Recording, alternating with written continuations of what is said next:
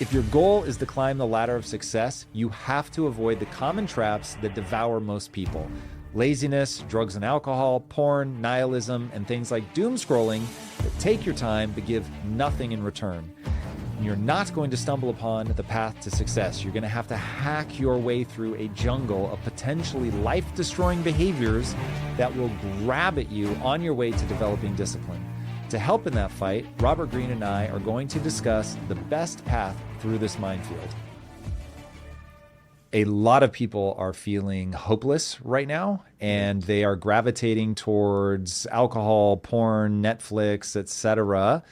But nobody is coming to save them. If they want to get out of that hole, they are going to have to do it themselves. So what is it that people can do and, quite honestly, avoid doing if they want to stop being aimless and make their dreams a reality?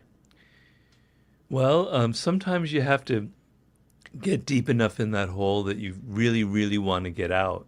So the key factor in life is motivation, is desire, is the energy that you bring to it. So if you don't believe in yourself, if you only half-heartedly are reading my books or listening to Tom or listening to me and you go, yeah, I kind of want to change, it won't matter. It won't change anything. You'll just go back to your old habits, right? Because habits are very powerful. You're a product of the cultural moment. It's very hard to resist it. It's very hard to swim against the tide of the times that we live in. So if you don't have the motivation, if you don't have the energy, if you don't have the idea that, damn it, I'm going down fast. If I don't turn this around, you're only alive once. It's, YOLO. And it goes past really fast. I can tell you that as I get older, faster than you think. So you've got to be desperate. You've got to tell yourself, I've got to get out of this. I've got to change my life. I've got to swim against the tide of the times that I live in. I have to change my ways. Because if not, when I'm 32, when I'm 35, all of my hopes, all of my horizons will narrow so much that it's going to look very, very bleak, right? So the younger you are, the better, and you have to have that desire. You have to look yourself square in the eye, and the number one thing to think of is you have much less time than you imagine, right? It goes past really quickly. Your 20s will go past faster than you could imagine. Suddenly you're 30, you go, whoa, what am I going to do? Then you're 40, shit, it's too late. Okay, so just realize you don't have as much time as you think you have. Now, the other thing you have to realize is what builds strength, what builds character is resistance, right? So if you're trying to make your body physically stronger, you need resistance. You need weights because weights are natural resistance. You need to swim. Water is resistant. You need to run. Gravity is resistant, etc. That resistance builds muscle, builds strength, builds aerobic power, etc., etc. Life, mentally, it's the same thing.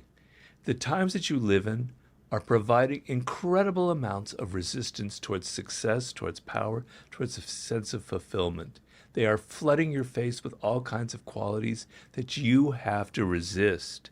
And to the degree that you're aware of these qualities, and to the degree that you resist them, you will build inner strength. You will build the kind of life skills that are necessary to survive and thrive in a very, very tough world. So one of these resistance factors is social media, is the level of distractions that we're all facing, right? It's never, ever, ever been so intense. And you have to realize you don't let everything into your body. You don't eat all this sugar, I hope at least. You don't eat all the pizza that you think is great for you. You understand that you have to limit your diet to be healthy, particularly as you get older. You have to limit your sugar intake, among other things, etc. Okay? You have to limit the amount of stuff that's coming into your head. You have to put your head on a diet. You have to go, I can't be distracted. I can't absorb all of this information. The human brain, we can only retain so much in our short-term memory, let alone our long-term memory. You're flooding it with too much, and what happens is you're losing the ability to focus on simple things, right? So to be successful, you have to have primarily the quality to focus, to concentrate.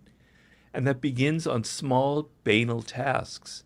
Like, this is a simple example, But if you're playing the piano or want to be a chess master, you have to learn the basics. You have to learn the moves, the different games you can play. You have to learn how to do scales, et cetera, et cetera.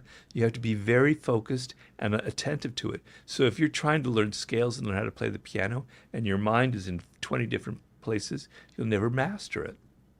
You have to develop the ability to concentrate, to focus, and the times that you are living in are making it increasingly so difficult for you that it's splintering your brain and your attention into 1,000 different pieces to the point where you can't even focus on your body, on yourself, on who you are, on what makes you strong. So you got to put your brain on a diet, and that means you got to limit how much social media you let into your life. You have to limit how many different sources you're listening to. You can't be listening to 100 different podcasts every week, although you should be listening to Tom's podcast, right? So put yourself on a diet and say, what is it that matters? What is important? And then that brings you to the second question, which is tied to the first one, which is by far the most important step in your life with all of these things coming at you that are creating resistance, that are going to make it hard for you, which is, who are you? What makes you unique? What were you born to achieve in this world? You have to be aware of that. And to be aware of that, you have to be able to focus. You have to introspect. Introspection is a skill. It's not given to you. The ability to tune out things and to look at yourself and go inward and go, this is what matters to me. This is what I hate. I realized early on, I've said this before, I hate politicking. I hate office politics. I hate working for other people. They annoy me. I feel like I can do a better job than they can. So I hate that. Therefore, Robert, you need to be an entrepreneur. You're not meant in this life to be working for other people. So you have to be attuned to yourself. You have to look in and go, this is what I hate. This is what I love. And you have to be honest, because you can fool yourself. You can think that you love rock music and that you're meant to be a rock star, but that's because of the culture that you're living in and what your friends think is cool. That isn't necessarily who you are. You have to look at yourself. You have to focus deep. You have to go through a process, being honest and going, what excites me? What do I feel like makes me unique? And what the power that you have in life is mining that uniqueness, mining that individual quality in whatever field you go into, even in business or being an entrepreneur. And so you can't have that self-awareness if you can't focus, if you can't concentrate, if you can't be bored and take a notebook and start writing things out about your childhood, about who you are, about what you love and what you hate. If you can't do that, I'm sorry, but there's no hope for you. There's really no hope for you. So you have to be able to put yourself on that information diet and go into that introspective process. That's really heavy. And I think a lot of people they're going to hear that there's no hope for them. That's going to feel right. And before you and I started rolling, you said things really are bad for them. And if I grew up in their generation, I would probably be in the same boat. Why? Why is it bad right now? What is it that's creating this sense of hopelessness? Well, we live in a very nihilistic culture. And I find it in our entertainment, So the idea of having a set of principles that guide you in life, man, that seems so old-fashioned. That seems so fussy. So no, man, I'm just going to be who I am, and the values that are implanted in entertainment are completely nihilistic. They give you no focus. They give you no direction. They don't tell you what actually matters in life, right? They give you all of these these illusions about what life is about. And so some of it stems from the kind of fractured society that we live in. So, fractured in what way? Well, most cultures up until the 21st century had a kind of cohesiveness to it. There were certain myths that people ascribed to that set the boundaries. This is what unites us all. These are the things that are good. These are the things that we hate. These are the values that are good. These are the values that are bad. Now, sometimes those cultures, those conventions, those myths were not good. But then you had something to rebel against. So me as a product of the 60s and then in the 70s, when I came of age, and I'm in college, I didn't like the culture that was there, the kind of monolith, the myths and things. I wanted to rebel, but I had something to rebel against. What are you going to rebel against now? You don't even know what to rebel against now because there's nothing. It's just pure chaos. I can't point my finger to what are the guiding myths of our particular cultural moment. Oof. Maybe in 100 years they'll be clear, but I think a lot of our myths come from technology. So my study of history is every cultural moment has a kind of guiding metaphor for it, something I'm writing about right now. And so, like in the 18th century, the guiding metaphor was theater. Life is like theater. We're all actors, we're all playing roles. Early in the 20th century, it was the unconscious and Freud and discovering the unconscious and exploring that, which had a huge impact on culture. There were other myths, but I'd point to those. Today, it's technology, it's AI, it's all those other things, right? And so, but that is like, that kind of devalues the human element. So I recently gave a couple of talks with a conversation with Ryan Holiday. And you can look at these on YouTube. It was like an hour and a half here in LA and in Seattle. And Ryan asked me my thoughts about AI. And I went on a kind of a rant. I'm not a Luddite. I understand, and I use technology, etc. But my point was, instead of fetishizing AI and ChatGPT, which I admit I've seen it, it's powerful how it goes like that. Whoa, it's like magic. Fetishize the human brain. Fetishize human powers, fetishize our sociabilities, our theory of mind. Theory of mind is what makes humans human. And what that means is we have the ability to put ourselves in the minds of other people, to imagine what they're thinking, what they're doing. That's what makes us a preeminent social animal, which is the source of our power. What is your power? Your power is your ability to be social, is your ability to navigate difficult social environments. Your second power is your brain and all the incredible things it has. One of them is the ability to focus. One is the ability to learn, is the plasticity of the brain. So the guiding metaphor, if it's all technology, it kind of makes us think that, with your smartphone, you have all of these powers and you can't believe it. It makes you so impatient. Everything should be like my phone. Everything should be instant. Everything should be at my fingertip. If my internet service goes down for a few hours, I get so cranky. Well, you're like a little baby whining and crying, right? No. What really should matter is not, you don't have those powers. You can't press a button. Your brain isn't designed that way. It takes years to develop true skill, to be a master at something. You need to go back to these elemental primal human qualities.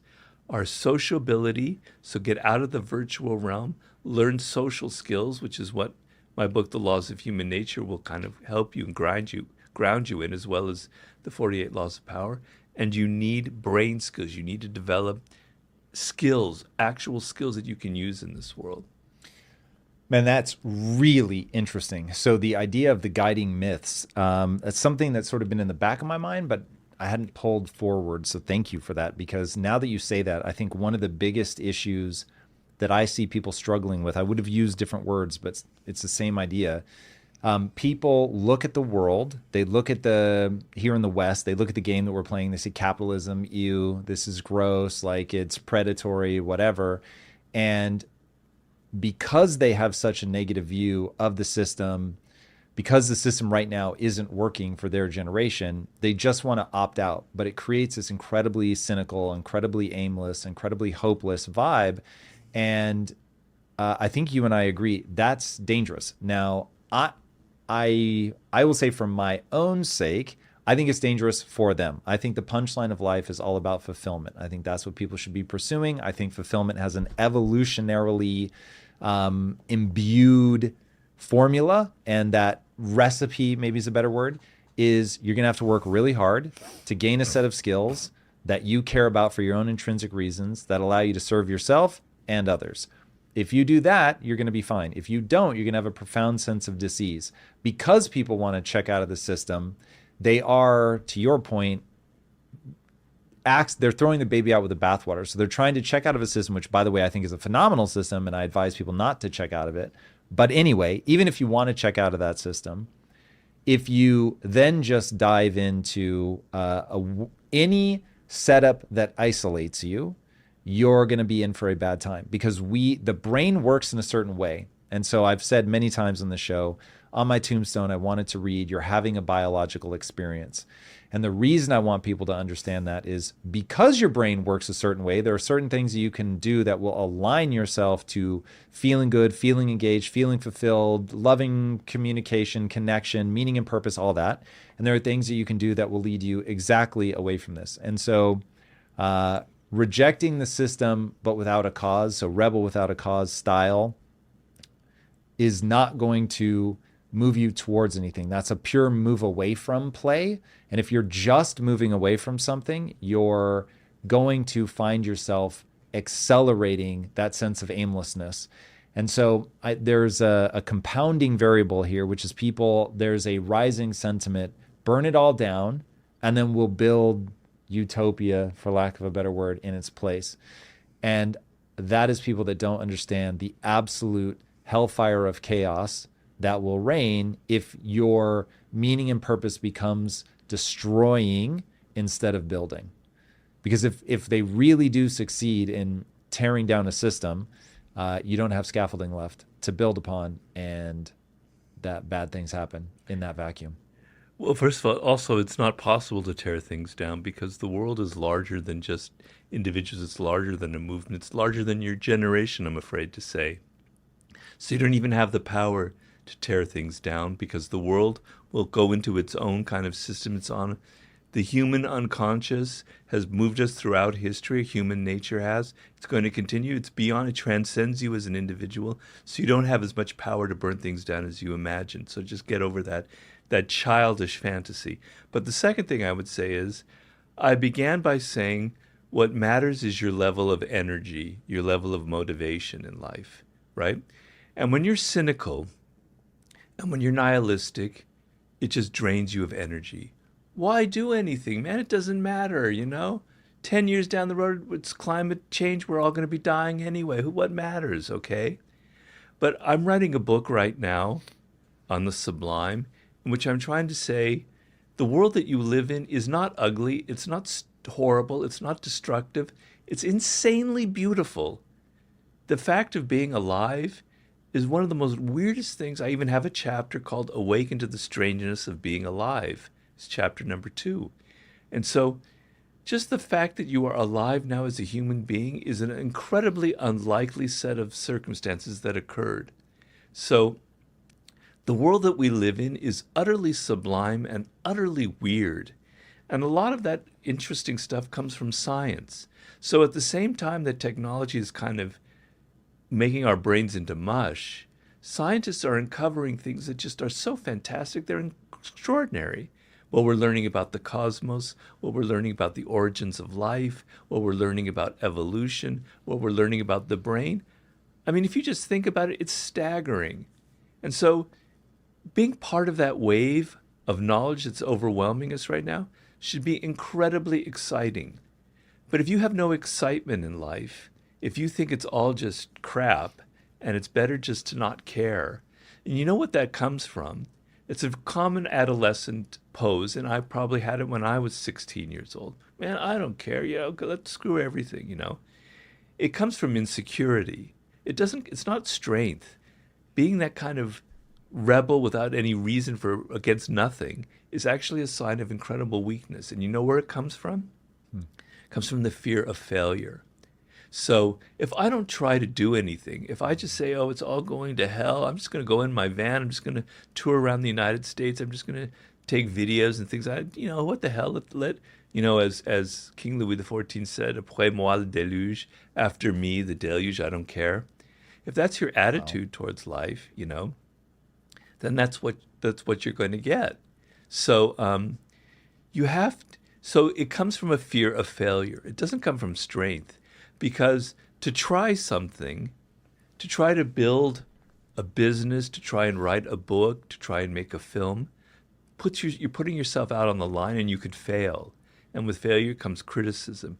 And with failure, you're exposing yourself. You're exposing your ambition. You're exposing that you weren't up to the task.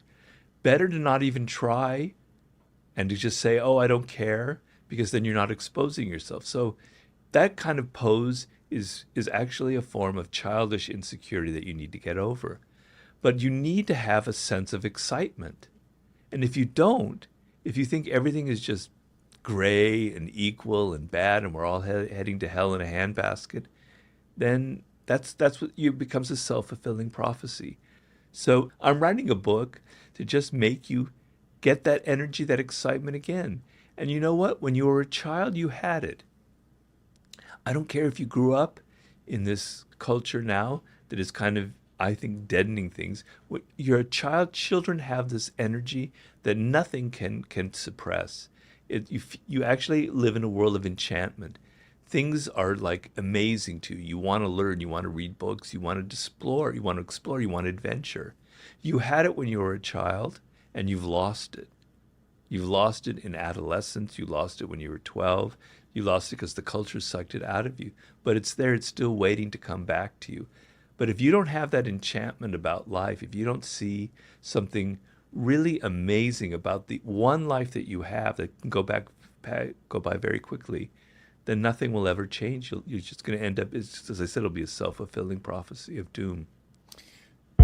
How often are you checking your credit score, afraid of identity theft or account breaches? We all use the internet every single day for important things like personal banking and remote work, so why not protect yourself with our sponsor, Aura? Aura is an all-in-one cybersecurity service that keeps you safe online. Aura identifies data brokers exposing your info and submits opt-out requests on your behalf. Aura also monitors your credit, tracks your passwords for data breaches, and secures your online activity with VPN and anti-malware protection. You can try Aura for free for 2 weeks by clicking the link in the description or scanning the QR code.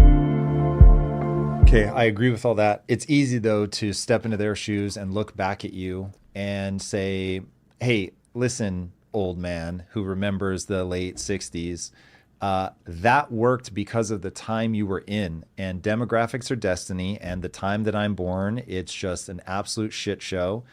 Baby boomers are hoarding all of the wealth. They refuse to leave the workforce. I can't buy a property. And when you were first getting on the property ladder, it was like $1.50 to buy a house in Beverly Hills. And that's so, yeah, true. It seems great for you.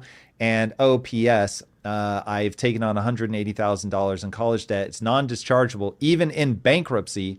So you found a way to put me in indentured servitude, and I can't expect I'm not done. I can't expect my Social Security to be there when I get there because you motherfuckers won't die.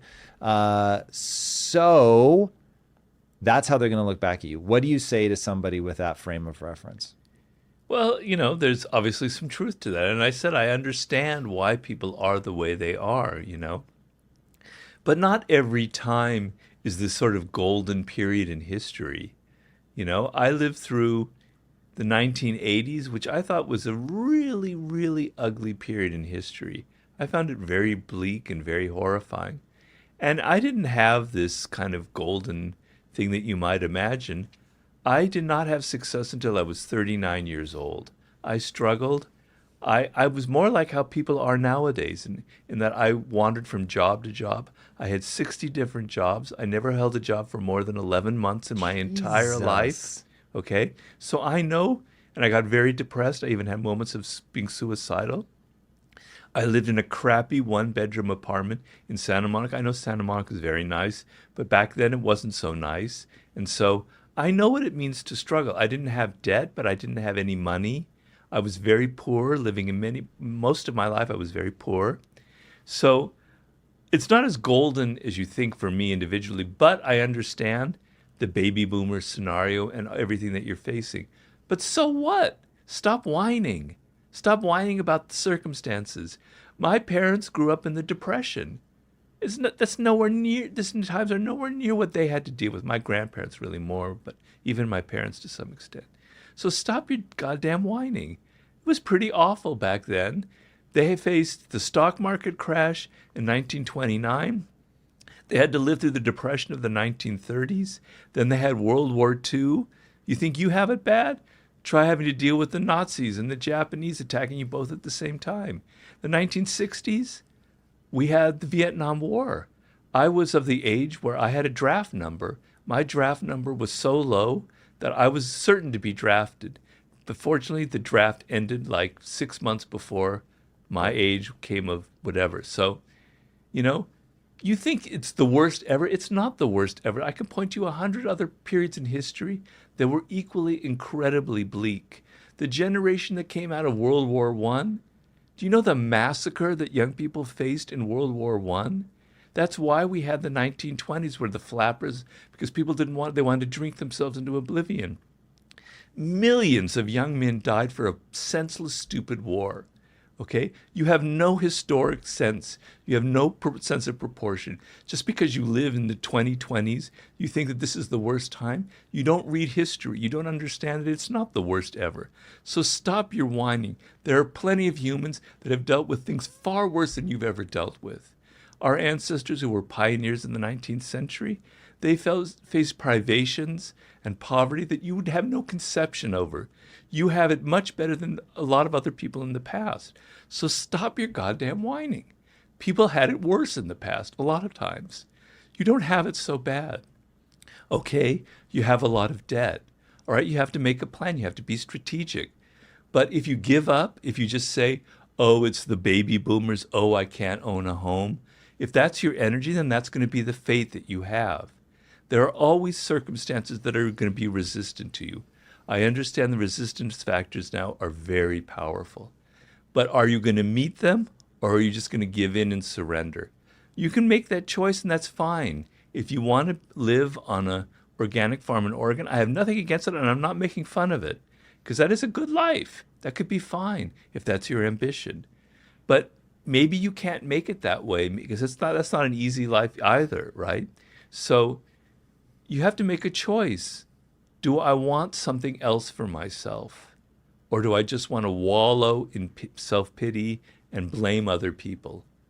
And you can blame other people, and there's a lot of things to blame. Just as when I was growing up, I had a lot of things I could blame. But you have to look at it differently, and you have to say, that kind of energy is self-destructive. How can I get out of that energy? I can only get out of it. I have to control what I can control. I have bad student debt. I have $100,000 in debt. All right, I got to make a plan for the next 5 years. First of all, you didn't have to get that $100,000 in debt, so you take a little bit of responsibility for that. I mean, I know they had little things that you signed that you weren't aware of, but for a long time we've been aware of some of those predatory practices in lending. So it's partially your responsibility a little there. But okay, you have your $100,000 in debt. You make a plan. I'm gonna have to work it off this way. I'm gonna have to get a job that pays well, but at the same time, I'm gonna be building other kind of life skills, etc. I'm gonna get myself out of this hole. I'm gonna have hope. I'm gonna have energy. Fine, that's the alternate path. But if you don't have that, if you don't think that it's possible, then there's nothing really that I can say. I could just waste a lot of words that won't mean anything. But don't think that you have it worse than other people, because you have no sense of history. You're living in this bubble, this illusion of the present. You don't know what people like were living in the Middle Ages, in the 18th century, in America in the 19th century, World War I, the Depression, the Vietnam War, the Watergate era, the recession we had then. Stop it. You don't understand. You're not reading history. Man, I agree with that very much. The way that I think about it, because one, I have a feeling that even with the intense energy, you say that from a place of you want to see them do well.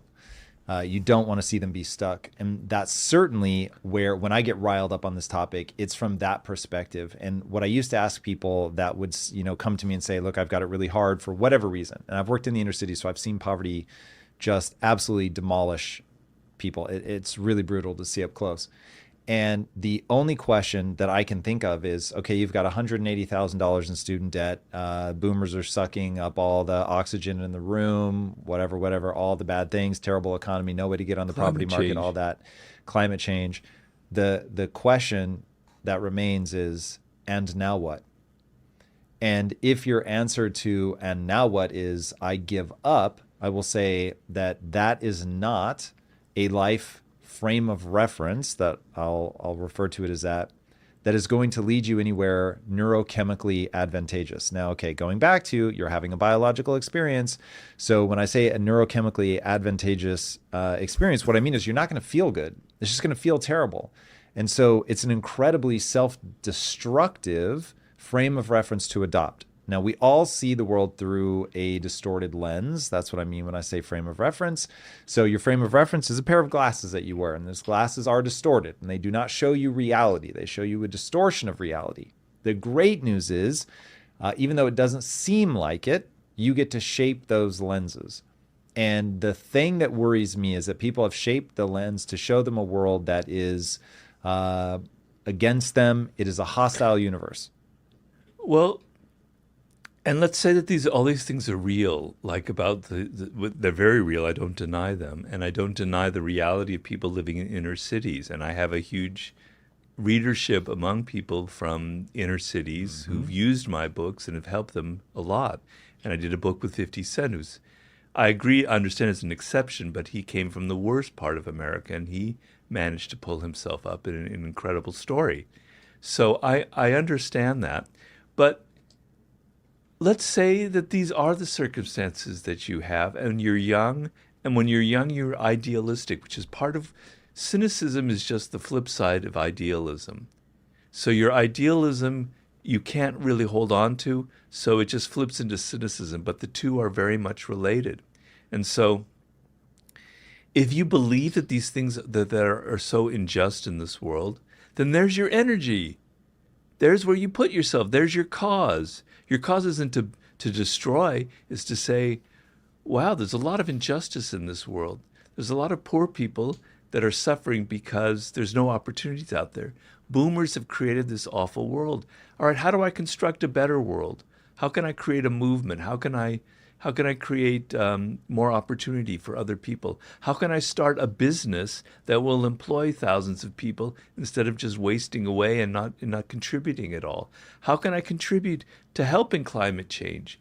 You know, it kind of ticks me off that there's so much technology in Silicon Valley that goes to entertaining us, to masturbating our minds, so to speak, with all kinds of trivial bullshit things that don't matter in life.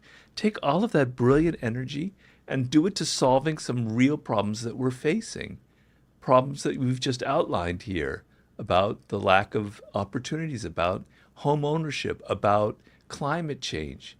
But pour your energy into something productive if you feel that way, and then contribute, a sense of contribution.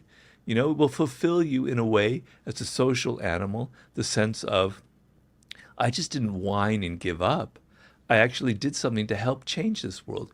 And if you think that's impossible, if it's just like Don Quixote tilting at windmills, then fine, then that's what will end up happening. But even Don Quixote had this illusion that he was actually going to change it. So you need to have those illusions. Even if it's not true that you can change this world, you at least need to believe that you can kill those windmills with your sword. You need to at least believe in the illusion. And then your energy will change. So if there's so much against you, there's so much injustice in the world, there's your cause, there's your energy, there's your hope. So if it really is an illusion, why would they be better off believing in an illusion than trying to contact ground truth, figure out what is real and how to operate moving forward so that they can make whatever change it is that they want to change? Well, I'm not sure quite I understand. I mean, what I meant by illusion is maybe you as an individual can't really stop climate change. Obviously, you can't. And it's a bigger problem that than what any of us can really tackle. But believing that you can make a difference will give you the energy to create something, to do something. As I said in human nature, change your attitude to change your circumstances. So if you believe in it, then you will do something towards that. And maybe it won't be enough, but if enough people believe that, then it will be enough, you know? But what was the second part of your question? No, that was it. I wanted to know. So my thing is, it's what I call the only belief that matters. So the only belief that matters is that if you put time and energy into getting better at something, you'll actually get better at it. Yeah. So if like my advice would be very different if I actually thought there was nothing they could do. The reason that my advice is to ask, and now what, and to come up with a positive vision for their future is that they really can make a change. I mean, there's just the litany. I mean, you've already gone through the litany of people that have had it way worse and they've still managed to do something productive with their time. Anybody that doesn't know Winston Churchill's story, it is truly incredible. This was a guy that was watching his city be bombed nightly. He was constantly in danger. He was on the front lines of World War I being shot at. Like, this was not somebody who was tucked away. And he had severe bouts of depression. Indeed. And he just always said, you know, one, I'm grateful that I live at such a pivotal moment in history so that we can do something about this. So to your point, it's like if you really see a lot of things you want to make change on, then it's like, okay, what do I need to do in order to make that change? So going back to frame of reference, if your frame of reference is cynical and there's nothing I can do, it becomes that self-fulfilling prophecy, because only behaviors matter, but your behaviors are downstream of your beliefs. So if you don't get your beliefs right, that, hey, if I engage in this, if I go do something, if I want to pay off my student loans, there is a path to getting this done. And that doesn't mean that the deck isn't stacked against people. It doesn't mean that there aren't worse times in human history. But at the same time, the only way to make a bad time worse is to have a negative attitude about it. And I mean, look, there's 2 books written about Auschwitz where that's the punchline. Man's Search for Meaning. Yeah. And then the book is called The Choice. I forget the woman's name. She's still alive as far as I know. She was doing podcasts very recently, and her whole family is killed in the Holocaust. She was in the Holocaust, and she was a dancer, and the Nazis used to make her dance while they were like selecting people to be killed. It was crazy, just like unimaginable amounts of psychological torture. And she realized, I have a choice to make now that I've survived. Is that going to be my life? Or am I going to find a way to find meaning and purpose and go after something? Yeah. And so I don't want to adjudicate whether worst time, not worst time. I just want to say, such is the human condition. Yeah. That everyone is going to encounter difficult things. Yeah. Your frame of reference is going to control what you do, and what you do will control the quality of your life. I mean, Auschwitz, who had it worse than that? Can you imagine? And I've read many, many accounts of it as somebody who lost a lot of my ancestry in the Holocaust. And I can't recommend enough reading Man's Search for Meaning, Viktor Frankl. It's an amazing book that accounts what he lived through, but also a philosophy of life that will serve you very well in exactly the struggles that we're talking about. So, yeah. Talk to me about envy. Life is driven in large part by envy. How much of that do you think is at play here with social media exacerbating all the comparisons? And yeah, well, it's been a subject that has interested me for a long time because I think it is a huge motivating factor that people don't talk about. I had a chapter in the 48 Laws of Power called Never Appear Too Perfect, and the dangers of seeming perfect and great, you're going to attract envy. And then in Human Nature, I had a whole chapter on envy and kind of where it comes from and how you yourself are prone to feeling envy. And so the first thing you have to realize is these negative qualities that are embedded in human nature, and I think we can all agree that they're seemingly negative, like envy, like overt aggression or passive aggression, or grandiosity, or being irrational, or being only able to think in terms of the short term, etc. All of these qualities, envy being a very, very potent one of them. The main thing is to not externalize it and to say, oh, people on social media have envy. Oh, it's this person, it's my friend. You have it. I have it. I feel envy all the time. I know it. I sense it in myself. And it's because the human brain is a comparing machine. Our brains function by taking in information and comparing it to things that have happened previously. So we can say, this is familiar, this is unfamiliar. If it's familiar, I can deal with it. If it's unfamiliar, I have to be creative. I have to think in the moment. Our brains compare. That part of our brain is now operating in the social realm because we're social animals. We're continually comparing ourselves to other people, what they have, what we don't have. the great vacations they're taking, the incredible girlfriend or wife that they have that's much better than mine, the greater income that they're making. They're younger. I've talked in previous podcasts about the envy that I have for Ryan Holiday, and it's very real, and I'm not joking. And I deal with it, and I turn it into something positive, because I love Ryan, I admire him, but damn it, he's younger than me. He's had 20 best-selling books before I even wrote a single book. He's got all this incredible energy and all this. He's got a family. Yeah, I can feel envy towards it. I'm honest. I understand that. I feel it. So that's the first thing you have to come to grips with. You have envy, okay?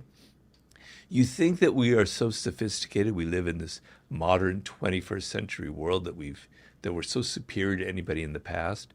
But when it comes to envy, we are the most primitive animal on the planet because of our technology, right? So having Instagram that shows you pictures of everybody's vacation, everybody's fun that they're having in life. And man, I look at it too right now. I'll go, damn it, my friend's in Istanbul. It looks fantastic. Why can't I be like that?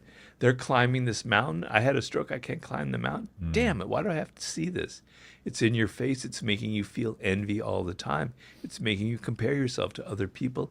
And it's feeding that cynicism and nihilism that we're talking about, So if you're looking and you're seeing that boomers are living in these great houses, that they own all the companies, that they own Amazon, although he's not a boomer, they own all the wealth in this country, et cetera, then why bother, man? Why even try, And anyway, I hate millionaires. They're ugly people. They suck, kind of thing. That's your thinking, So all of that envy is going to feed into this kind of negative thing where it's hopeless. I can't even do anything. It's also going to make you passive aggressive. It's going to make you leave bitchy comments on YouTube, which, believe me, I see all the time, or wherever you go on social media. It's infecting you in subtle ways. It's draining you of positive energy. And you have to come to terms with the fact that you feel envy, and you have to turn it into something productive. You have to channel, like we were talking earlier about channeling your aggressiveness, you have to channel it into something productive, which is, instead of trashing people who are better, who have more than you, I'm going to emulate them. I'm going to use them as a role model. He's got much more money. All right, I'm going to make some money. I'm going to do so as well. He's a better athlete in this particular sport. All right, I'm going to raise my game, I'm going to become a better seducer. I'm going to become better at this, that, or the other, instead of feeling envy. The other thing you can do is you can tell yourself, the people you envy don't really have it any better than you do.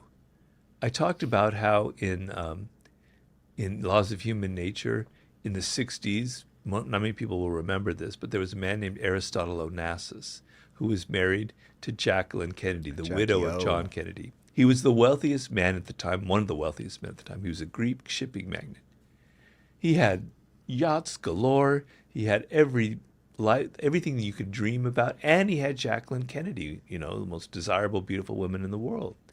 He was the most miserable, depressed son of a bitch, on the planet at the time. He was incredibly unhappy. So these people that you think are so wonderful, that you're seeing all these images, you're only seeing the good side, but they're probably just as miserable as you are inside, because they don't have any inner qualities. They're just out there trying to show you the best stuff, but they're actually very insecure. So these people aren't as great as you think they are. And the other thing is to practice the opposite of envy. And this is a hard thing to do, but it's a very positive trait. So when people have good things, so let's say envy is very common among friends for reasons that I explained in the book. I'm not going to tell you about now, but it's very common among friends. So your friend got a better job than you. Damn it. Oh God, I'm going to smile and say, yeah, that's great. But deep down, oh shit, what a jerk. He probably didn't really deserve it. He probably got there by some nefarious means, etc. Instead of going through that envy process, in which you don't admit that it's envy, you think that it's just because he's a bad person, go through the opposite and train yourself to be happy for other people's success. You won't believe what a great relief it is, and how it'll help you, benefit you therapeutically in your mind in general, to be happy, to celebrate other people's success. It's a very wonderful, great human quality that you have to develop because it doesn't come naturally to us. So just be aware that it's something that lives inside of you. And the worst thing are people who feel envy but aren't aware of it. Yeah, the inability to control one's mind. I'll narrow it down to emotions. I think one of the things that gets people into so much trouble is they do not have control over their emotional mind. Part of that is just lack of self-awareness. So they've never even taken the time to say, what is this thing that I feel? And this is another thing that I'm ranting and raving about. So if my tombstone is going to say you're having a biological experience, so like a little subhead under that says, oh, and by the way, don't trust your emotions. People think if they feel it, then they should act on it and it must be true. And when I have a strong emotion, I get so skeptical of myself. And I have just learned, man, there are times where I feel so certain and I have so much righteous indignation only to then be like, oh yeah, that actually was stupid. And I think people would save themselves a lot of pain and suffering if they went, that's weird. I feel depressed or I feel nihilistic or this all feels like bullshit. Hold on. I'm going to check that, or I'm mad at that person. They upset me, or I'm envious. They must not deserve this. Like all of that. If you check yourself and get goal directed. So, okay, what are you trying to do? What are you trying to accomplish? What's the emotional state that you want to exist in? I think a lot of people don't even have the North Star in their life. So for me, the North Star of not just my life, but any life to me seems like it should be to reduce as much human suffering as possible and to promote as much human flourishing. Okay, cool. Well, then are the things you're doing, believing, saying, are they in line with that? Like, is it reducing human suffering to lean into envy? And I think if people had that North Star, then they could get into just a question of what's effective. And when I do this, I get this result, and that isn't the result that I want. Or when I do this, I get that result, and that is the result that I want. Cool. If you're getting the result that you want, you're doing the right thing by definition. If you don't get the result that you want, you're doing the wrong thing by definition. So if you don't feel the way that you want, you're doing something wrong.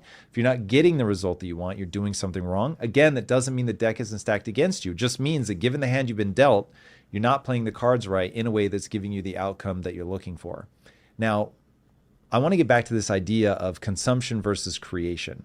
So Netflix has become shorthand for, just sort of a meme life of a guy sitting in a dark room, smoking weed, red eyes, not going to bed, almost sort of staying up out of spite to fuck you to my boss, who I guess controls my day. And so by me staying up late, I'm controlling my time.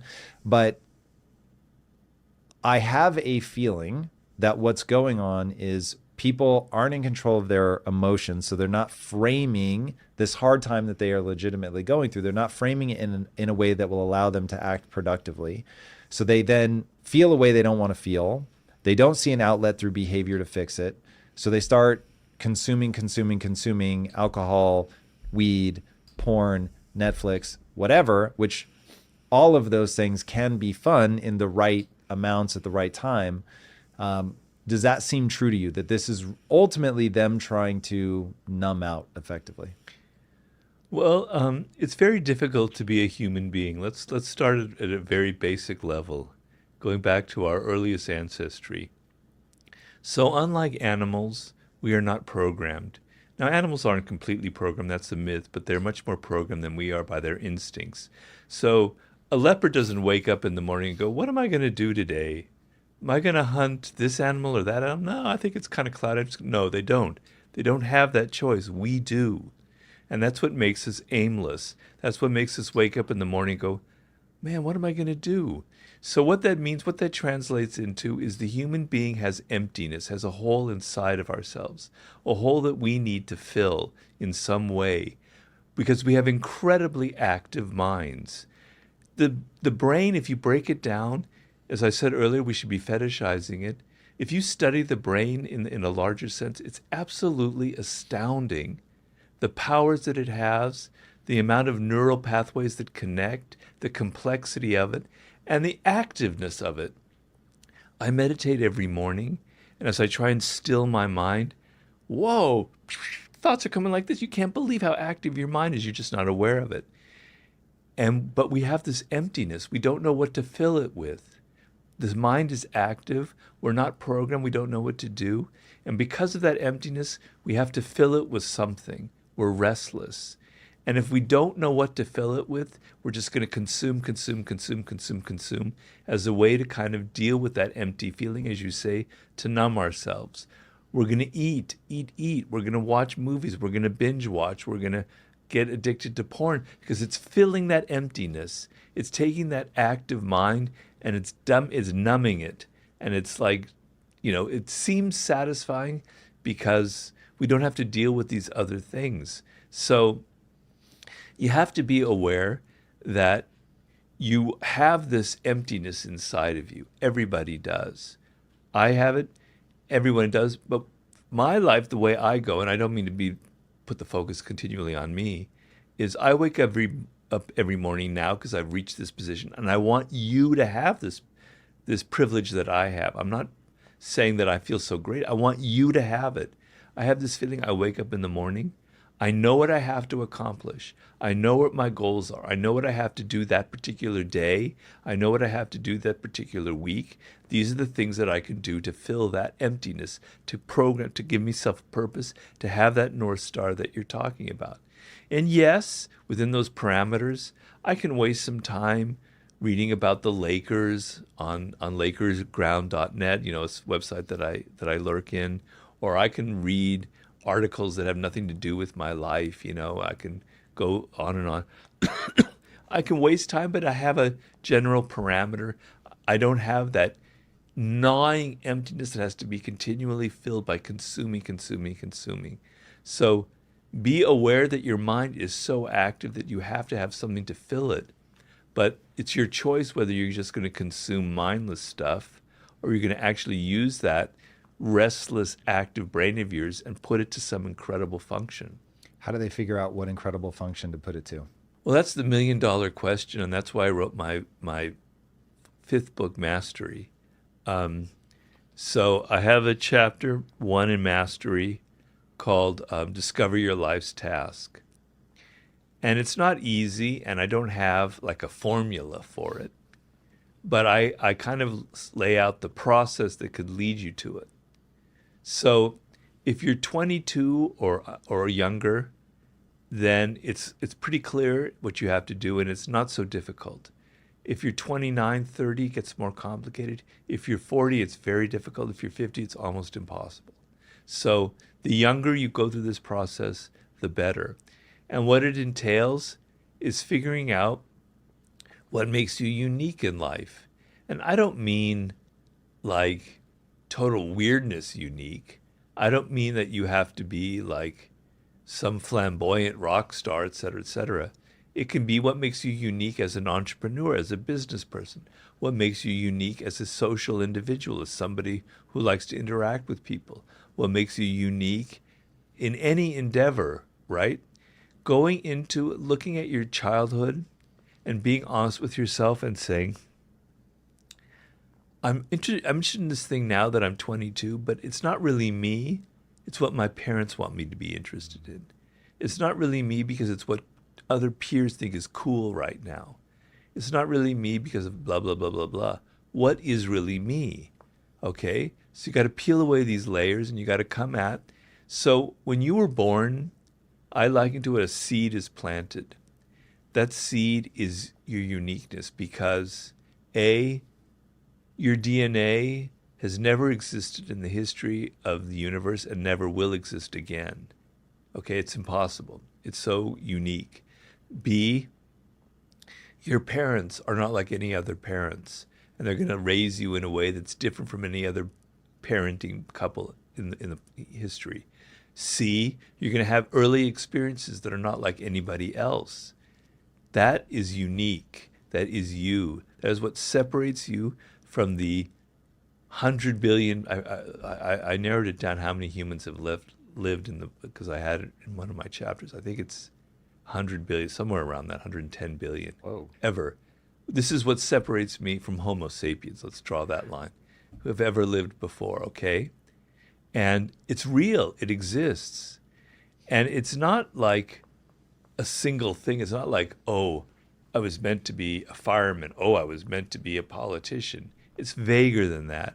It has to do with things that attract you, whether it's sports and your body, whether it's mathematics or music, or whether it's words and literature, or whether it's social things, or whether it's building a house, carpentry, or building a business, etc. What is it that excites me? What is it that I'm drawn towards? What I call your primal inclinations. Going through that process and figuring out, digging up that seed and figuring out what it is should be the most exciting process in your life. Because if you do it, all the stuff that we're talking about, all the bad circumstances of the world, everything you're facing, you will reverse that power. You will discover your superpower. You will be motivated. You will find the energy, right? You will know what to ignore.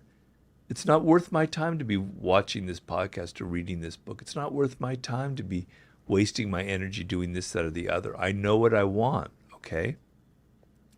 When you're 21 or 22, man, you can go, if you figure that out, it doesn't have to be so specific. It just has to be, this is the general direction I want in my life. These are the people that I want to end up being like, even though I'm going to be myself within those parameters. Then the world will open up for you and you'll have a little bit of that radar that will guide you through life, okay? If you're 30 years old, it's different. In the 30 years old, you go through the thing of, where did I go wrong? Because you wouldn't be going through this process unless you went wrong. If you were going right, then you can ignore everything. Most likely, where did I go wrong? Why am I in this shit job? Why am I unhappy? Why am I drinking? Why am I addicted to this, that, or the other thing? My frustration, my unhappiness is speaking to me. It's telling me something. It's telling me that I took a wrong turn. All right, now go back and figure out where you took the wrong turn and what it was, how you can perhaps correct your path. How do you solve for that? How do you go back and figure out where the wrong turn was? Well, so oftentimes you choose a wrong path for reasons that have to do with money, with what you think is status, what other people think is cool. So look at your first choices, like you're 23 years old and you decided to go work for like a big corporation and now it's sucking your soul out and you feel empty and frustrated. Okay, I'm frustrated, I'm unhappy. Well, I chose to work in this kind of soulless environment and I quit when I was 27 and then I started working as a barista. Okay, I went wrong there. All right, so that's not where I was meant to go. All right, what was it out of college that I really wanted to do? What was it that excited me? What is the path I would have taken, perhaps, if I hadn't listened to my parents, if I hadn't followed this dumb idea? What is it that I could have done? And at that point, if you can have just a tincture, a little flash of enlightenment about that, then you can start building on it and you start going, all right, I took this wrong path. All right, now I have to head in a different direction. I'm not going to give up. I'm not going to stay being a barista because that's not going to lead anywhere. I have to figure out a career for myself. That I can't give up the 8 years I spent out of college because that's useless. That's not going to go anywhere. You're not 22 anymore. All right? I have to adapt what I learned in that time and I have to apply it in a different direction. So you're going this way. Your decision now isn't to go this way, it's to go this way or this way, a subtle little deviation closer towards what you were meant to what excites you. And I have people who've written to me about the course corrections they've taken. They went from being a lawyer to being a writer about legal issues. They went from a lot of podcasters, believe it or not, have a very similar story. They went into the wrong profession. And then they discovered that what they really liked was podcasting. And they applied. So I just had an interview recently with Andrew Huberman, one of the most successful podcasters of our era, a brilliant man, a neuroscientist. He was a neuroscientist working for a university, etc. He was really, really unhappy about all the politicking. And he told me that he read Mastery, and Mastery had a very huge impact on him. And I don't want to take credit, but it kind of, to him, it saved his life. Wow. He decided he had to get into podcasting. that he loved interviewing people, that he loved the interaction with other people. Instead of having to do all the research, he wanted to be able to take that research and apply it to his interviews and interview fascinating people. Okay, it's a very common scenario among people in the podcasting business. But there are other scenarios that people have written to me about who have made that course correction in their late 20s. I talk about Paul Graham, who was a master in artificial intelligence in the 70s when it was just a little baby about to be born. It was just in the first instances. And he was a computer hacker, and he didn't enjoy it, and he hated working for companies. So he went off and became an artist. He just studied painting in Italy. He came back to New York. He was kind of living in a loft in New York, very poor, but he was kind of enjoying it. And then he heard an ad on the radio for this new online, this is 1994, mind you, this new online world of advertising and marketing and selling products that was about to happen. And he got very excited, and he goes, well, I'm poor. I don't mind being poor, but maybe I could make some money and still have my life. And so he decides he's going to take all his computer skills and he's going to combine them with all that he learned in art. And he's going to design a very aesthetic, a very pleasing, a very user-friendly site for selling products on the internet. It ended up turning to something that Yahoo bought for $5 million back then. Not bad. And then he became a billionaire, on and on and on. He made a course correction kind of thing. So it's possible, it's very common scenario when you're 29, 30 years old. It's not so common when you're 40, but I have heard some stories. It's pretty much, I've never really heard it when you're in your 50s. So tell me about that. So what is it that makes it impossible? Is it just the people can't muster the will because they don't think they have enough working years left? Well, nothing is impossible, so I overstated the case, but it's unlikely. First of all, Is it unlikely due to a character flaw or? Well, as you get older, you get rigid. You think you know all the answers. You have habits. My life isn't at all what I thought it would be. I'm 50 years old, but I know all the answers. Yeah. That's terrifying. Yeah. I have habits. You're not aware of it, but you're not so fluid. You're not so flexible. You think that you know what the right path is. You're not willing to admit your mistakes because then that throws open. When you're 30, you go, okay, I made 8 years of mistakes. When you're 50, I made 28 years of mistakes. Man, that's a painful realization. Mm-hmm. And we don't like to have painful realizations. What's your advice, though, to somebody like that? Because let me tell you, if you and I are friends, I'm dangerously close to 50 as it is. But if I get to 50 and I'm like, hey, made a lot of mistakes, picked the wrong path, I want you to kick me in the ass, make sure that I don't just resign. What would you say to somebody in that position? Well, it's actually not so difficult because you have accumulated, hopefully, a set of skills. Maybe one skill, maybe two skills, maybe three skills. If it were in the case of you, it was creating a product, marketing it, then being a podcaster, then creating this animated world, then this educational stuff. You've got 4 or 5 sets of real skills there, but you're not satisfied.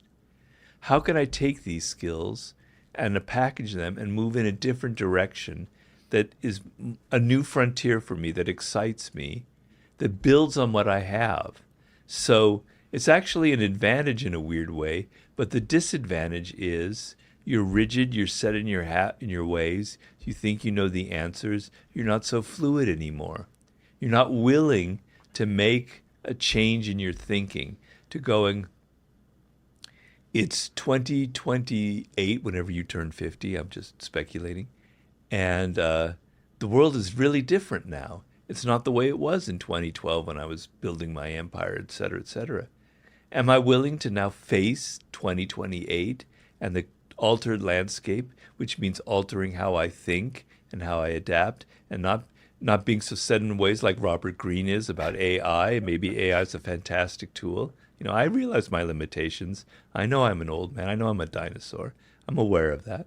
But am I willing to shake myself up and go, and it's 2028, the world is different. People are young. They don't think the way I think anymore. It's a whole new generation. I have to be sharp. I have to alter my game. I take those skills that I have, I adapt it to this new world, to this new AI frontier. I hate to say it, kind of makes me nauseated, but okay. I have to adapt myself to this new frontier. Can I do it? Because when you get older, it's hard to do that. It's hard to say, I'm dealing with a new generation. I'm dealing with a new landscape. I'm dealing with my own obstacles in my set ways of doing things. Can I overcome them? Kind of thing.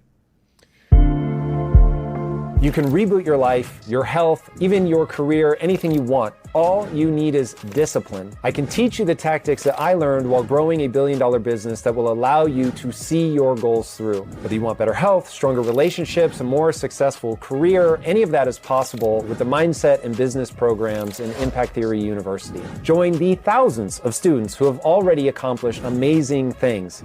Tap now for a free trial and get started today.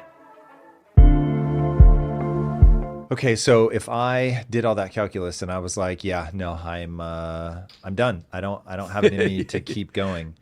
What would you say? Well, you have to find energy and love in life. And so maybe there's something that you're doing that maybe isn't going to be so thrilling like this new career path that I'm saying, but it will be more energizing. You have to challenge yourself. So a lot of feeling stale and lifeless is you've run out of challenges. You've conquered, you've done with certain things, but now it's not, you don't need to rise to the occasion anymore. You've kind of reached this plateau. You need to create a challenge for yourself.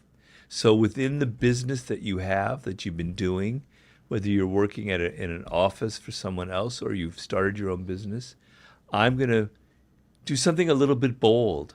I'm going to start a new venture that's just like my old venture, based on all the same skills, but it's a bit of a risk. To take a risk, to shake yourself up a little bit, It's not a similar thing, but with me and my books, I never try and do the same book over, right? Because I know if I did, I'd be bored as hell. I need challenges. My mind is so active, I can't even describe it. It's terrifying sometimes. And if I am bored, I don't have the energy and I get frustrated. I get depressed. So each book has to be different. It has to challenge me. It has to go, you've never done this before. You might fail. You might not make it what you thought you did. You better be up to the challenge. It excites me. So if you're stale, you need challenges. It doesn't mean you have to make a career change, but you have to take some kind of risk. If you come to me after this next book, which I'm sure will be amazing, and you even half reach towards the I'm tapping out bell, if you're just done and retired and you're super passionate to go travel or something like that, cool. I'm going to clap and I'll help you ring the bell. But if you're doing it because some part of your spirit has been broken, I'm going to be, hey, listen, this is an identity problem. Right now, you are allowing yourself to be cowed by a terrible set of fucking values. And you need to right now decide, what ought someone do with their life? Like, what should you be doing with your life? And this is where everybody fucking hates moralizing, but I think people need to moralize in their own life. People need to have a sense of like, what should life be? Like, when we look at the landscape of a life well lived, what ought it be? For me, you should be trying to wring every bit of potential out of your life. So cool, maybe your last book bored the shit out of you. Fine. Do something totally new. I'm here for it. But find something that's going to make you feel alive. I have done jobs that made me feel the exact opposite. And I would give up creature comforts. I would give up money. I would give up just about anything to feel alive. And so when I watch people live lives of quiet desperation, most men lead lives of quiet desperation. Was it Thoreau? Whoever said Thoreau. that. So it's like, hey, no way. Like, that is crazy. People need bright lines in their life. I will never get addicted to drugs because I just would tell myself there's a bright line. You can't do whatever substance more than twice a week, 3 times a week, whatever. The second I'm doing it more than that, I know that I have a violation and I'm going to immediately address it. It's like if I'm feeling I'm not going to allow myself, see how many people I can piss off with this, I'm not going to allow myself to sit in depression. I may not be able to stop myself from getting depressed, but I'm not just going to allow myself to sit and wallow in it. This goes back to I'm not going to trust my emotions. I'm going to ask myself what my value system is. Is my value system that, hey, if you're suffering, you just sit in it?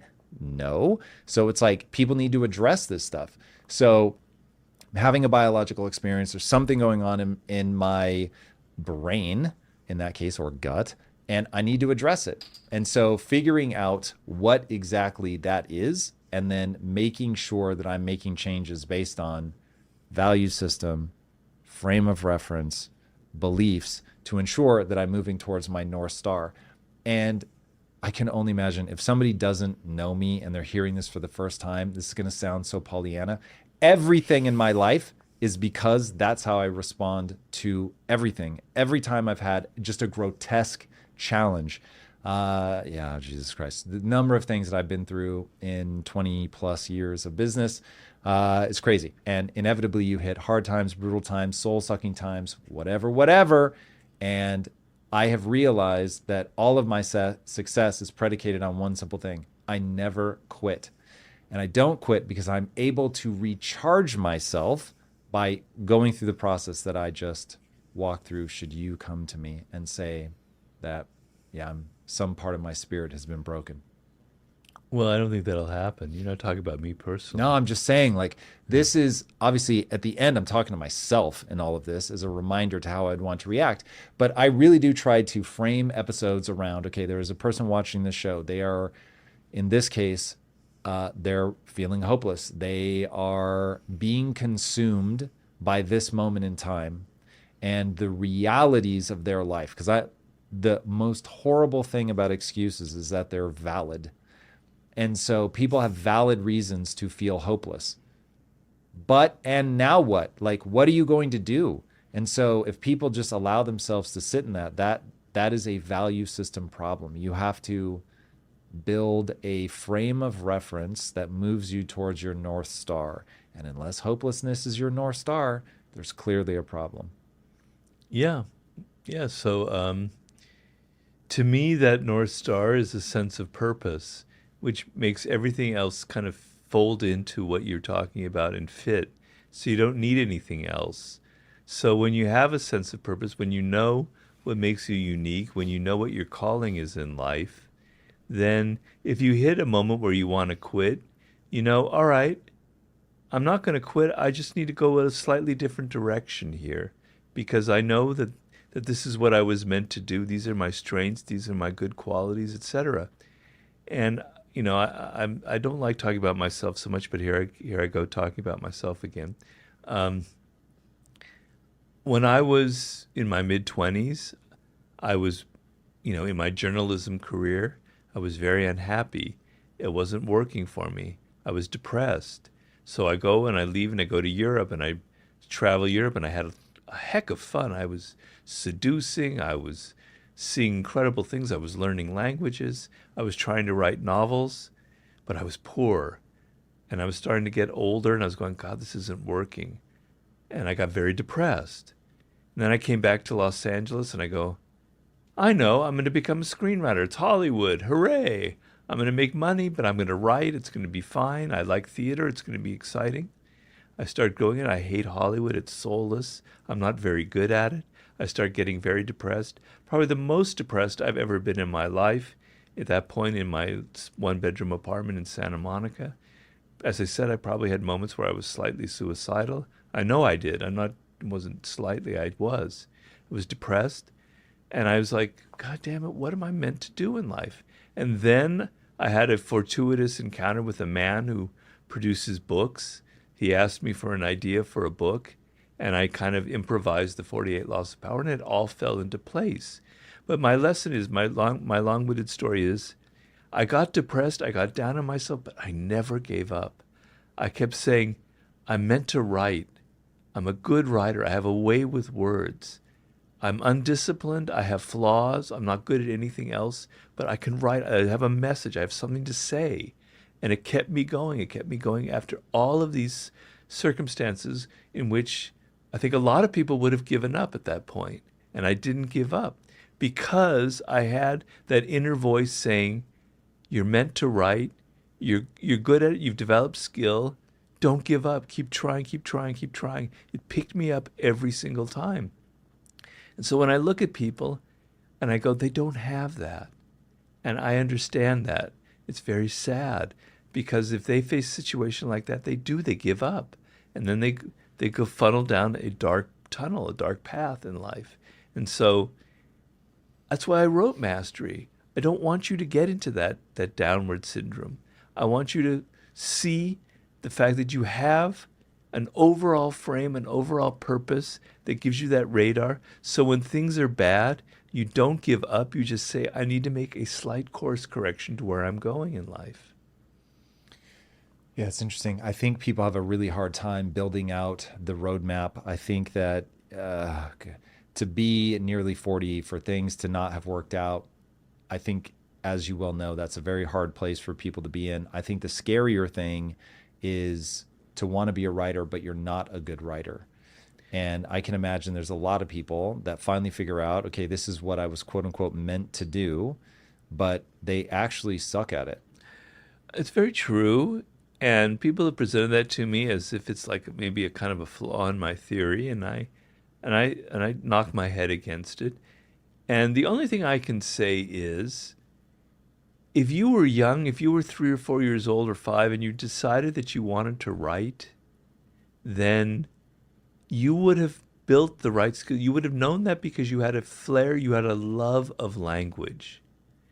And you realized it because you were reading books, and you just were attracted to words. And you would have built those skills. You would have developed them. But the reason you're a bad writer is you chose writing when you were 10, 12, 15 years old because you thought it was cool, because you read a book, you thought, this would be something. You thought it was easy. You thought, I write, everybody writes, I can become a writer. I think you chose a false path. Now, maybe I'm justifying that to myself, but I think if you had a true love of words, you would have found yourself a niche to where you would have mastered. You would have spent lifetime developing those skills. Like I spent 18 years more developing writing skills. I was terrible. I failed again and again, but I was developing skills. You weren't developing those skills because you were kind of half-assed about it. And that's why you failed. It wasn't what you were meant to do. And, somebody once said, Robert, you talked about 10,000 hours, which some people dispute is actually valid theory, blah, blah, blah, which I think is bullshit. But I've been painting since I was 18 years old. I'm now in my 50s. I've put in my 10,000 hours, and I'm not Leonardo da Vinci. What are you talking about? Well, I go, you put your 10,000 hours in over 33 years. If you had put those 10,000 hours from the age of 18 to 24 and starved because you couldn't make a living instead of becoming insurance brokers, which is what you are, you would have developed those skills in that year. You would have put the 10,000 hours in a condensed period of time. But you didn't because your heart wasn't into it. Your heart was into making money and being comfortable. Because to be an artist, you have to be willing to starve. To be a writer, you have to be willing to be a failure, and you have to be willing to be alone. Do you know how lonely it is to be a writer? You're not out there having drinks with friends, going to parties. You're in your goddamn office alone without any distractions. You have to have a stomach for loneliness, for facing a blank piece of paper. It's not easy. And if you're not truly into it, you won't make the effort to get over that mountain and develop the real skills. So that's why I think people generally become like a mediocre writer at 40 and they go, shit, man, Robert Greene is wrong. I don't, this isn't meant for me, blah, blah, blah. It's interesting. I think all of that is true. The only thing I disagree with is I don't think anybody's meant for anything. I think there are definitely things you're going to get a disproportionate return on, but I'll give you an example of a no longer super young man that I know who went to film school, graduated, thought he would get the 3-picture deal. He didn't. He went into business as a way to get rich so that he can build his own studio. I thought it would take 18 months. It took 15 years. And in the end, he realized, oh my God, I spent 20 years plus now at this point. He is me. It's you. Oh, yeah. I always knew I wanted to be a storyteller, but I got to my mid 40s before I actually was able to put time and energy into doing it. And so you could certainly say that I made a whole series of bad choices. It's hard to cry about it recording this in my fancy house. But the reality is, if I had to do it over again, I would certainly do it differently. But the way that I approach it is that now I just need to get good at the thing. So what I worry about is that what people are really doing is measuring themselves against a financial yardstick, or they're measuring themselves against, oh, that person has a best-selling book and I don't. And my thing is, okay, you're asking yourself the wrong question. The question people think they're supposed to ask themselves is, what would I do if I knew I couldn't fail? Terrible fucking question. What you should be asking yourself is, what would I do and love every day, even if I were failing? Because, hey, the odds of you failing are very high. But if you're pursuing something that you actually love and care about, then it's like, cool, pour yourself into getting good at it. Value yourself for the sincere pursuit. Maybe you never get there, but man, if you actually value yourself for the sincere pursuit and you're pursuing something that you actually enjoy the doing of, which is the only part of it I can guarantee, because no one can guarantee success, then cool. I won't say you can't lose, but I will say that, man, do you take the sting out of that loss by being like, I've really enjoyed this. So for instance, when I first founded Impact Theory, the number of people that offered me ownership in a company, come run this new food company or whatever, because I had so much credibility in that space, and I turned them all down. And they were, why? And I'm starting a media company. I'm going to beat Disney. And everybody was like, well, that's dumb because you don't have any experience in that area. You just had a historic exit from a food company. You should be doing food. And that would have made me more money, but that would have also made me miserable. And so I had to figure out, what do I value myself for? Because if I build my self-esteem around money, success, accolades, whatever, I'm going to be miserable. But if I build my self-esteem around the sincere pursuit of something that makes me feel alive, cool. Now we're in. But you have to be very thoughtful about what you value yourself for. Okay, a couple of things. So it's very hard to keep at something if you get no validation for it.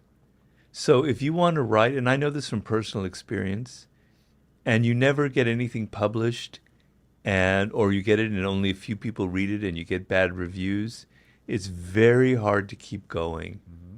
It's very difficult to keep pushing and pushing and pushing, right? And so I actually believe that if you spend the time, that apprenticeship phase, and you are earnest about it, and you're self-aware, and you're looking not just at yourself and what you love, but you're aware of what the world is and what the market is for books, that you will find an audience, that you will find a niche.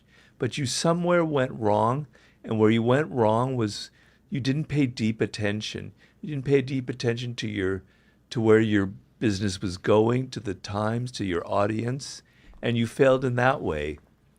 So it's not just a matter of the 10,000 hours. It's also being aware of the cultural moment that you're living through, and being just aware in general of how things are changing and what your audience is and what will feed the public right now as it is. And so you failed at that. And if you hadn't, I guarantee that you'd be a successful author. Now, as far as your story is concerned, I have a much different take on it, but I'm not you, which is nothing you did was wrong. Everything you did was right. And it was a link in a chain that led you to your mid-40s, where you're about to have fantastic success. So if you were 30 and you went through a different process and you go, I'm just going to go right ahead into animation. I'm not going to do this other stuff that distracted me. I don't know if I'm going correctly into your story, but something else would have happened. Something else would have turned wrong. But everything fits into place. Amor fati. Everything has a purpose. You were meant to go off into these side roads and discover yourself, and you're tougher for it, and you're stronger, and you've learned incredible lessons that are now going into what will be a mega successful business. I have that attitude because I think it's the best attitude to have. No regrets. Everything what I learned from. So even my bad jobs that I've had, do you know how many bad jobs I've had? I've worked in construction in Greece, a miserable job. I worked in a hotel. I worked in a detective agency, which might sound like fun, but it was very depressing. I was a waiter. I had a whole string of crap jobs. I know what that's like, you know? But I learned from every single one of them. I learned about human nature. I learned about how horrible people can be, which went into the 48 laws of power. I learned how manipulative people can be, which went into the 48 laws of power. I learned how to observe people. I learned what I didn't love. Everything, my motto in life on my tombstone is everything is material. Everything is wood for the fire, as to quote Marcus Aurelius. It's all going into that fire, and it's all for a reason and a purpose. And maybe it's not true, but it's the most beautiful philosophy you can adopt in life. It's interesting. We are achieving the same outcome, but viewing it incredibly differently. So for me, I don't mind being wrong. I don't mind having mistakes. And so I don't mind, and this may just be how we think about the word regret. I don't mind having regrets. I don't mind that I would do it differently if I had to do it over.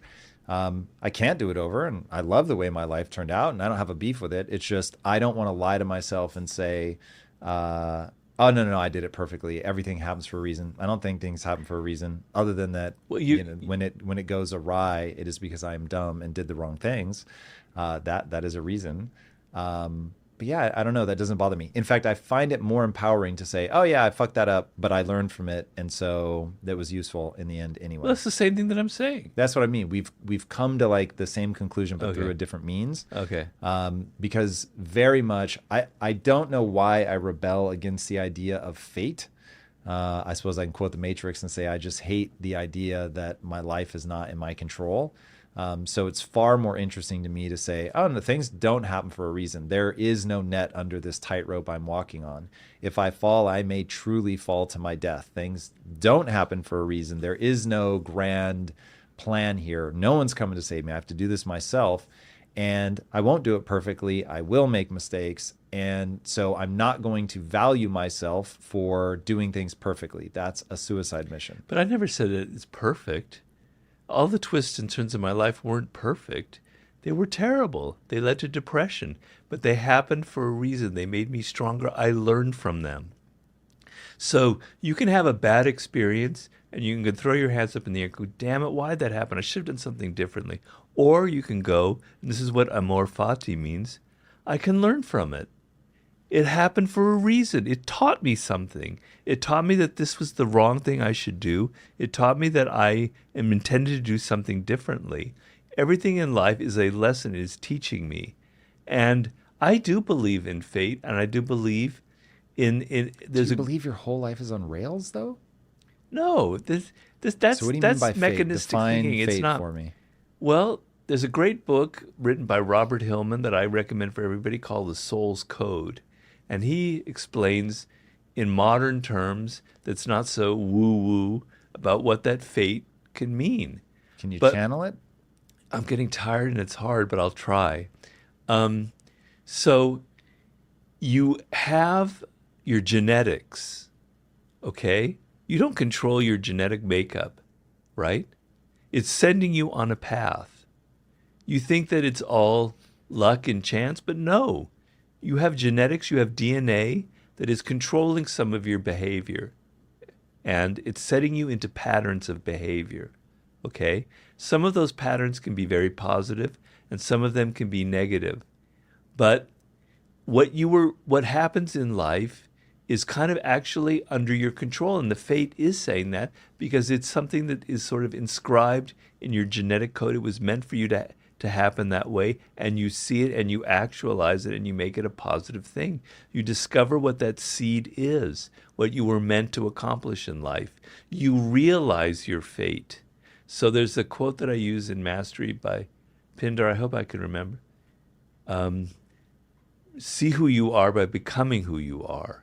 So you see what your fate is and you become that fate and you realize it by your self-awareness. So a lot of people don't realize what they were meant to accomplish in life. And then they're just failures, and that's what their fate is, right? But I realized what my fate was. It guided me. It didn't mean I was destined to work at Esquire magazine when I was 23 years old and hated. It didn't mean that I was destined to work for this director in Hollywood and have a terrible experience. It just meant that I was fated to have paths in life that didn't lead to what I wanted, and that I would realize and go, I need to keep doing this. It meant I was meant to be a writer, and I hung on to it. I'm not giving Robert Hillman justice. As I said, I'm kind of tired, but that's how I look at it. It's not this woo-woo thing that everything in life is determined. Do you understand the difference? I do. I feel like for me, it's almost certainly just semantics. Yeah. There might be some real thing that I just don't like, because clearly, Robert, your life's amazing. So if that's the way that you have dealt with everything, then that's phenomenal and it works for you. And the last thing I'd want to, I'm not trying to convince you my way is right. I'm just laying out the way that resonates with me, is that I like to remind myself that sometimes things go wrong because I was stupid and I didn't think about it properly. It wasn't fated for me. I don't need to love what happened. I can just say, cool, learn from this. And so there is a self, I'm poking myself in the ribs to remind myself, hey, if you go on autopilot again, odds are you're going to make that same mistake. So you need to be more we're just thoughtful. arguing over semantics because we're saying the same thing in the end. Okay? Maybe. I think we are. We'll see. There could be second and third order consequences I'm not anticipating. But yeah, look, no, I think that we ultimately keep getting to the same place through a slightly different means. Yeah, because I'm not saying that my mistakes were perfect. I'm just saying that it's the same thing. We're just arguing. We should move on here because I believe we're saying the same thing. It's just that I am stupid. I have flaws. I make mistakes. But I learn from them. I realize that they happen for a reason and they're teaching me something about myself. So we're saying the same thing, I believe. Yeah, it's interesting. I want to let it go, but you use the words, it's teaching me. And I think it's important for people to understand it's not going to teach you shit. You're going to have to learn. Like, you have to be the active participant in this. It won't happen by accident. Anyway, we'll stop there. Yeah, with but that. if you're aware of what you were meant to accomplish in life, you will learn. Yeah, I don't agree with that. All right. So interesting. Adelante, Okay, hombre. so what's that? Adelante. What does that mean? That means just forward in Spanish. Okay, perfect. Forward we go. Let's build people back up. We've talked a lot about the problem. We've talked about how you can find yourself in some pretty dire straits. So for me, it would be, all right, you have to figure out where you want to go. You have to know that with a clarity that's terrifying. Yeah. You have to have a set of values and beliefs that are going to essentially force you to act in the ways you would need to act in order to accomplish that. What's your...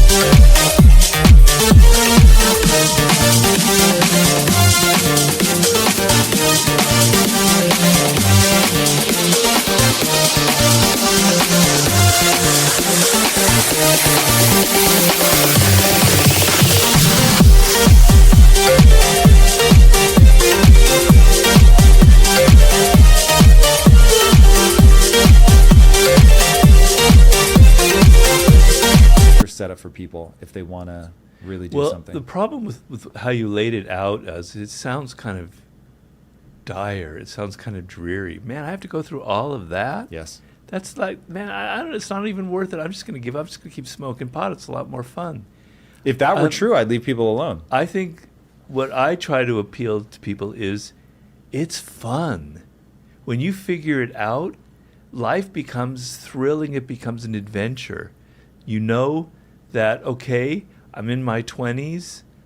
I can go out and have fun. I can waste some time. I can have this adventure, but I'm learning from it, and it's helping me grow, and I know that I have a sense of direction. So, you know, if you want to be a great basketball player or a chess master, in the beginning, it's tedious, it's boring, it's hell, you're frustrated. 5 years down the line, it's kind of getting easier and better. 10 years down the line, you're able to shoot 60% on three-point shots. You become a grandmaster or whatever the step below that is. You're having fun. It's exciting. So following this path is actually the most thrilling thing you can be on, because you're not going to do it if you think it's all drudgery and pain, and I've got to spend so many years self-sacrificing, not being able to. No, man, you're going to have fun. Overcoming challenges, getting good at something is the greatest high you can have. If you want to be an entrepreneur and you're 23 years old and you go, nah, I'm not really ready for it. I need to go back to business school. Okay, no. You start your business now and it fails and it's painful. And you go, shit, I don't know. But then you go, I'm going to do it again because I learned some terrible lessons. And you do it again and it succeeds. And this is like 7 years later. Man, what a feeling. You've overcome yourself. You've mastered your own weaknesses. You're having fun. People are admiring you. You have the attention that you want. Women are flocking to you, whatever you want to, however you want to say it. It's a high. It's great. So mastering something, becoming great, figuring out what you want to do is not painful. It's the most fulfilling decision you can ever make. And it involves some tedium. It involves some years of frustration. But if you can delay immediate gratification, if you can say it'll come to something in 3 or 4 years, if I'm focused, if I'm energized, then you're going to reap the rewards, I guarantee you, because that's how the human brain is structured. So I like to flip the script and make it seem like something that's incredibly fun. And that's why I wrote Mastery, where the last 2 chapters are about being creative and about the feeling of being a master at something where you have an intuitive feel. It's like a superpower at that point, and it's an incredibly intoxicating sensation. And I set it up that way because I wanted you to realize that this is a goal that you can have, and it'll give your life a sense of direction. So I just want you to feel that there's another path, even in these miserable times, even with all the problems. There is a path that will lead to something so different, and it'll turn your life around. And I mean, I don't know, it's hard to convince people with words, and that's why I wrote that book, but I honestly believe that. What a beautiful description of the very difficult but so worth it adventure of doing something great. Where can people follow you, Robert Greene? Well, they can follow me on my ancient website called Power Seduction and War. The and is spelled out, powerseductionandwar.com. It literally dates from the mid-2000s. But on that ancient dinosaur website, I have links to all of my 7 books, to my YouTube channel, to Instagram, to Twitter, to TikTok, to Facebook, to everything you need, and all of links to all of my books on Amazon. So that's the best site to begin in. I like it. All right, everybody. If you haven't already, be sure to subscribe. And until next time, my friends, be legendary. Take care. Peace. Check out my intense conversation with Patrick Bet-David about masculinity. To truly be free, you have to be strong enough to control your own life. And many men today simply do not qualify. Many of you have been told the pursuit of power is disgusting, you shouldn't do it. Many of you don't even have a clear definition of what it means.